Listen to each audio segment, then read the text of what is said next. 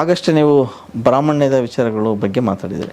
So ಬ್ರಾಹ್ಮಣ್ಯದ ಆಚರಣೆಗಳ ಕುರಿತಾಗಿ ವಿಧಾನಸೌಧದಲ್ಲಿ ಒಂದು 25 ಅಡಿ ಎತ್ತರದಲ್ಲಿ ಭುವನೇಶ್ವರಿ ಹೌದು ಪ್ರತಿಮೆನ ಇಡ್ತಾರೆ. ಸೊ ಅದನ್ನು ನೀವು ವಿರೋಧ ಮಾಡ್ತೀರಿ? ಖಂಡಿತ. ಶಂಕುಸ್ಥಾಪನೆ ನಿನ್ನೆ ಆಗಿದೆ. ಹೌದು. ವಿಧಾನಸೌಧದ ಆವರಣದಲ್ಲಿ ವಿಜಯವರೇ, ವಿಧಾನಸೌಧ ನಮ್ಮ ಸಂವಿಧಾನದ ಪೀಠಿಕೆಯ ಒಂದು ಪ್ಯಾರಡೈಮ್, ಒಂದು ಎಕ್ಸ್ಟ್ರಾರ್ಡಿನರಿ ಸಂಕೇತ, ರೆಪ್ರೆಸೆಂಟೇಷನ್ ಆ ವಿಧಾನಸೌಧ. ಅಲ್ಲಿ ಈ ಭುವನೇಶ್ವರಿಯ 25 ಅಡಿ ಸ್ಟ್ಯಾಚ್ಯೂ ಮಾಡ್ತಾರೆ. ಭುವನೇಶ್ವರಿ ಅನ್ನೋ ನನಗೆ ಕನ್ನಡದ ಪರ ಅಂತ ನನಗೆ ಕಾಣಲ್ಲ. ಭುವನೇಶ್ವರಿ ನನಗೆ ಕಾಣೋದು ಮೌಢ್ಯದ ಪರ, ಮೂಢನಂಬಿಕೆಯ ಪರ.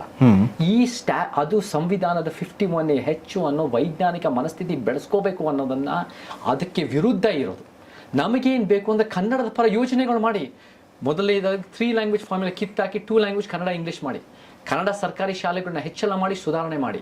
ಕನ್ನಡ ಮೀಡಿಯಂನಲ್ಲಿ ಓದಿರೋರಿಗೆ ಸರ್ಕಾರಿ ಮೀಸಲಾತಿ ಹೆಚ್ಚಳ ಮಾಡಿ. ಖಾಸಗಿ ವಲಯದಲ್ಲಿ ಕನ್ನಡಿಗರಿಗೆ ಮತ್ತು ಎಲ್ಲ ಒಂದು ಸಮುದಾಯಗಳಿಗೆ, ಸ್ಥಳೀಯರಿಗೆ 50% ಲಿಂಗ, ಜಾತಿ ಮತ್ತು ಸ್ಥಳೀಯತನಕ್ಕೆ ಮೀಸಲಾತಿ ಕೊಡಿ. A&B sector ಜಾಬ್ನಲ್ಲಿ.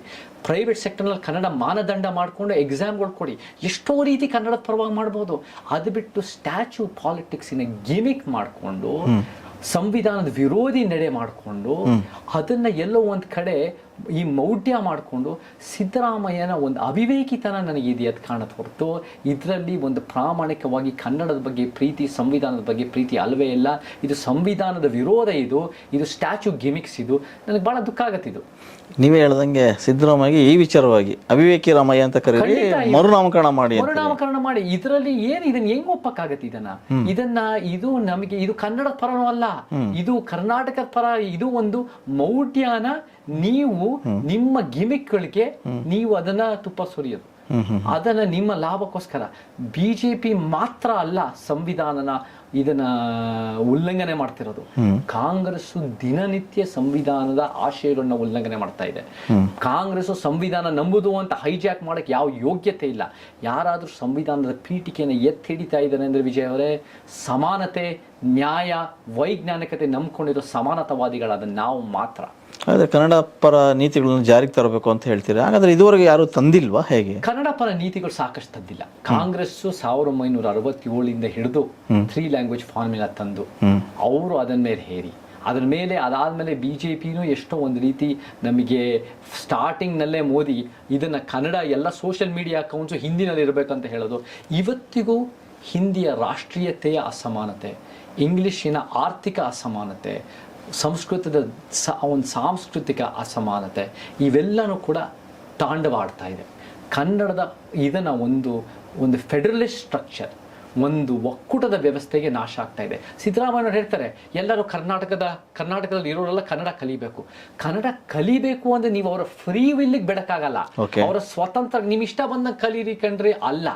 ನೀವು ಸರ್ಕಾರದ ಹೆಡ್ ಆಗಿದ್ದಾಗ ನೀವು ಅದನ್ನ ಎನ್ಫೋರ್ಸ್ ಮಾಡಬೇಕು.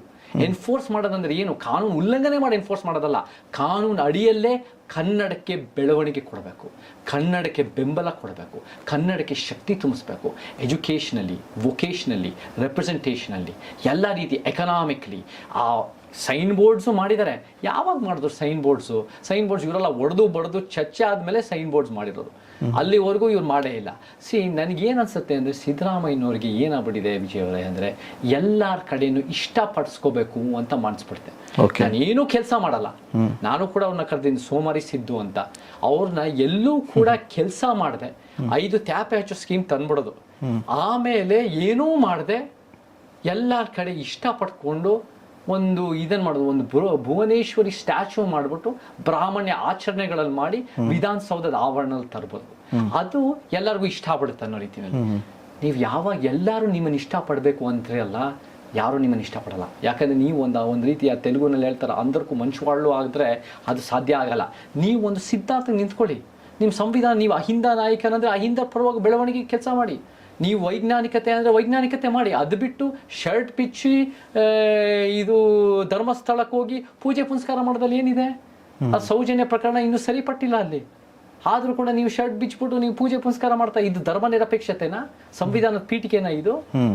ಹಿಂಗೆ ಸೊ ಇವ್ರು ಮಾಡೋದನ್ನ ಯಾವುದೇ ಇವ್ರು ಮಾಡೋ 11,000 ಕೋಟಿ SC TSP ಹಣ ತಗೊಳ್ಳೋದಾಗಿರ್ಬೋದು, ಕುರುಬರನ್ನ ಎಸ್ಟಿಗೆ ಸೇರಿಸೋದಾಗಿರ್ಬೋದು, ಜಾತಿ ಜನಗಣತಿನ ಬಿಡುಗಡೆ ಮಾಡೋದೇ ಇರ್ಬೋದಾಗಿರ್ಬೋದು, ರೈತರ ಭೂಮಿನ ಇವರಿಗೆ ಗಣಿ ಮಾಫಿಯಾಗಿ ಮಾರಾಟ ಮಾಡೋದಾಗ ಅವ್ರಿಗೆ ಮಾರಾಟ ಮಾಡೋ ಪರ್ಮಿಷನ್ ಕೊಡೋದಾಗಿರ್ಬೋದು, ಎಷ್ಟೋ ರೀತಿಗಳಲ್ಲಿ ಸಿದ್ದರಾಮಯ್ಯ 1 ವರ್ಷದಲ್ಲಿ ಒಳ್ಳೇದು ಮಾಡೋದ ಶೂನ್ಯ, ಮಾಡಬಾರದು ಮಾಡೋದು ಜಾಸ್ತಿ, ಸೋಮಾರಿಸಿದ್ದು ಅಂದರೆ ಸುಳ್ಳಿಲ್ಲ.